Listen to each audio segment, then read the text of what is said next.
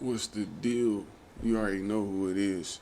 It's at roachdonut back at you again with some great content.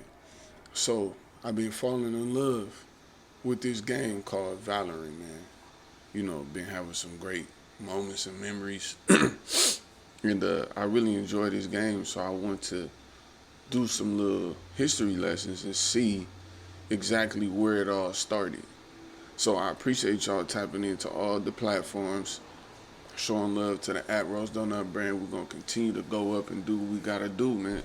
Let's check out the history of Valorant.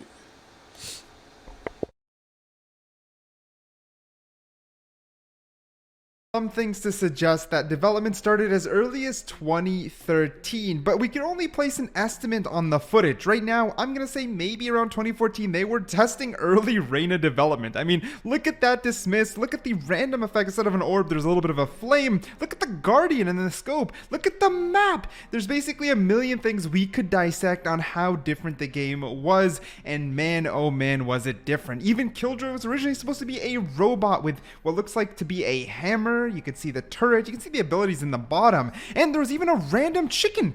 Bro, like, this game was crazy. This game was straight up crazy. Now, I will admit the time in the bottom right from 2014 all the way to release is basically random. There's no way to predict when they changed Jet to look how Jet is today. There's no reason to understand when they decided to test out a Beyblade as a spike on the ground. It is insane. Like, just the way Jet looks, the way the guns look, the way the icons look at the top, every single thing about the game looks different. Even the map itself is obviously changed up a ton. It's just insane how far they came. I mean, even the way, like, right, this ghost looks, the way this vandal looks, it's all extraordinarily different. And I guess the biggest part on my end is just to see how much the textures change, right? The way the box, like, the way they started developing it definitely looked a lot more like CSGO, and then they found their own style. Now, I'm gonna predict...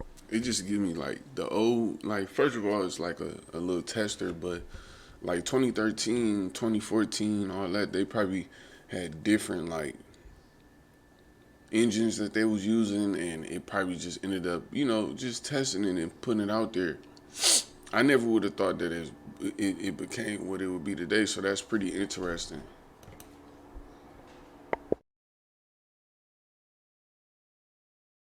own style. Now, I'm going to predict here is the later parts of development. That's why I put 2018 in the corner, because you can see the game looks a lot more polished and more like the game we know. They were doing the network test. This is obviously based off of the early trailer and teaser of Valorant before it was actually called Valorant. At this point, I assume the majority of the guts and major mechanics of the game are concluded, so I only was able to find as much as I could from early development, but man, was it crazy to look at. But even with the earliest footage out of the way, this game actually changed a ton from near release or early beta to what we know today. I think a lot of you know that, but it is pretty jarring to see. It had a lot of CSGO era vibes right at the start when they were still developing, the way the boxes and textures looked, and then it changed into this, its own art style, but the boxes were orange, the textures were way more flat, the colors were darker. It was just completely different. Even the way Viper's hands looked, the gloves, some of the animations were changed up. It was very, very, very different. Even the kills, right? Like, there's no skull, it just shows right there at the bottom, it just says kill. You can see the textures here, man, on the site look crazy different. It's not even close. Even looks like the boxes are way higher there right in front of us, and things continue to change. Now, this early part is when I even noticed the UI is yellow when it's put the wall down, but this early part is basically with the earliest content creators who were already established were able to play, including people like Shroud and other big names. This is what they tested out, and I would have loved to play this early. Right here, this is, I'm pretty sure this is from an exact... I think I remember when I seen Shroud test his game. I think I remember seeing, like, the bigger dudes, and I'm pretty sure that, like, SQC and them, they're like CS:GO pros or like champions. So, like, I remember this release, and I'm like, man, I gotta get me a PC, bro, and see what's up. Cause I'm like, CS:GO was cool, you know what I'm saying? Like, I never see, when I was looking at CS:GO, I didn't understand it. And I'm like, how, like, these characters don't move. And then when I start, like, getting the secret on it, like, nah, this, and this. I'm like, oh, this a real strategic game. You know what I'm saying? So I'm like, I'm fooling with this. So I just think that like this Valorant cold, bro. Like Valorant's a nice game, bro. I really fool with it.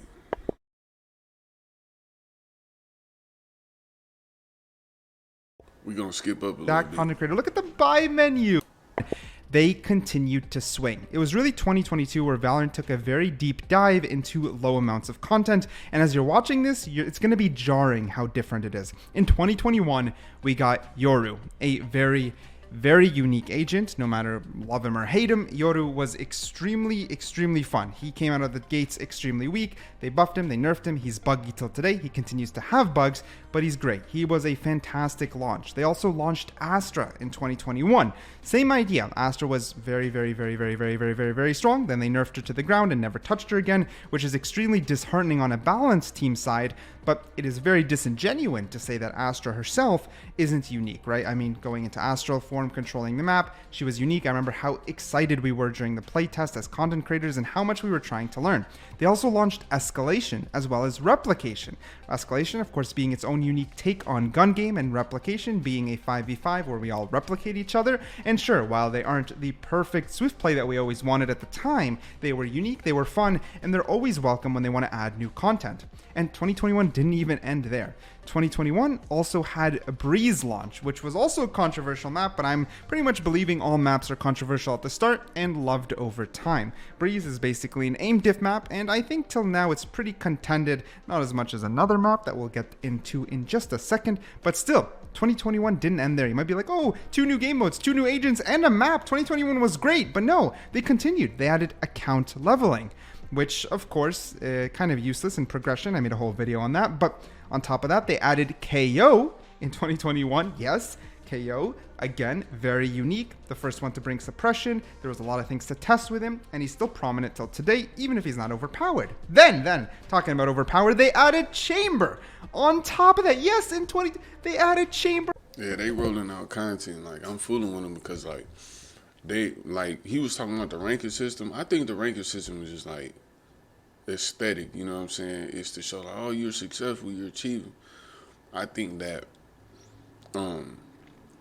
like I haven't touched a rank play yet, but I think that like it's gonna be, I'm gonna have even more fun playing that.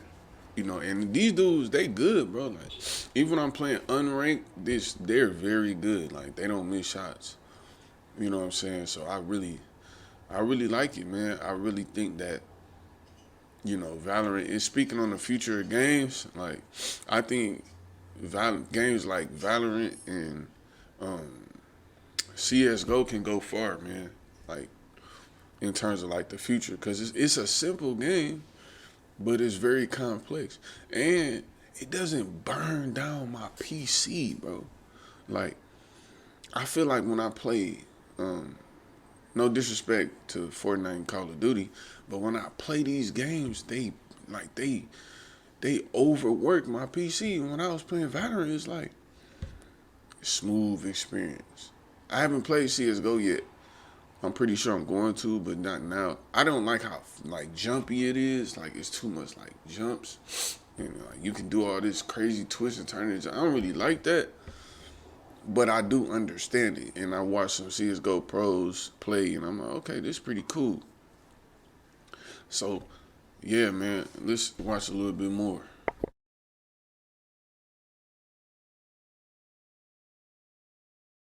To be. 2021 also brought on Fracture. Yeah, they also brought on Fracture. On top of now, Fracture is definitely the most contended map. Until today, it's still a very strong love-hate relationship. A lot of people dislike Fracture with a burning passion. I don't have that feeling towards maps too much, so I like the variety. I am cool with Fracture. And that's how they closed out 2021, with all that content. Yoru, Astra, Escalation, Replication, Breeze, Account Leveling, KO, Chamber, and Fracture. So, let's head into 2022. In 2022, we got Neon, which of course, a lovely agent. I think That's my favorite character, bro. I was playing with Breach. I played with Brimstone, Breach. I like Breach because it kind of like clears stuff out.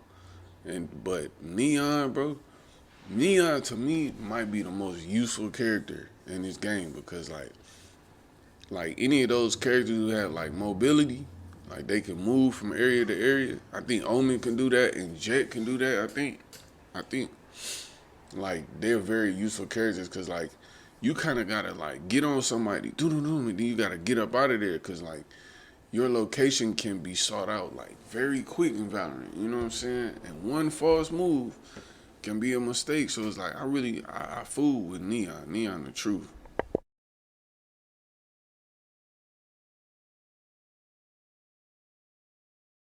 She's one of those ones very similar to Yoru, very high fun, high skill ceiling. If you really enjoy playing her, you end up getting addicted to playing her, but she's not overwhelmingly played by the majority due to that high skill ceiling and niche pick. But they also released Fade. Not too shabby. Fade had a lot of hype. Oh my god, I think one of my biggest, the most amount of views in the shortest amount of time was my Fade release, and she was very, very hyped. Now, a lot of people kind of got bored of her, but I digress. As an initiator, she is a ton of fun even till today. We also got Pearl. Pearl, I think, is a map people very, very much hated right at the start and then slowly adjusted to more rapidly than other maps. And Pearl is still in a pretty interesting spot today. I don't mind it. Following that, Riot pulled a fast one on us. I don't know what happened with the naming. We got Harbor. And ever since Harbor, the game kind of fell off quite a lot because it's almost the end of this video, as you can tell. That was 2022. It ended in December with Swift Play, which, a round of applause, I love. It's the reason I'm playing more Valorant today because I want to be a little bit more casual, but I want content. And that wraps 2022. Neon, Fade, Pearl, Harbor, Swift Play. And while I can't complain too much, though those are 5 major things to the game, it is a far... I can't let you get away with saying Valorant fell off, bro. Yeah, that's over with on that, bro. I just think that, no disrespect to you, I love your video, but I think that a lot of times, like, casual players, like, they always feel like something ends or begins on their time. And it's like, don't get me wrong, there's a big consumer pool of people who are just casuals. And then you have people like me who I'm not casual. Like, you know what I'm saying? It's a whole little thing. Like, so I always would find value in competitive gaming or getting content. You know what I'm saying? Like, you know, this is a very great game. I think that it's always going to be here. It's always going to expand, man. Let's finish it up.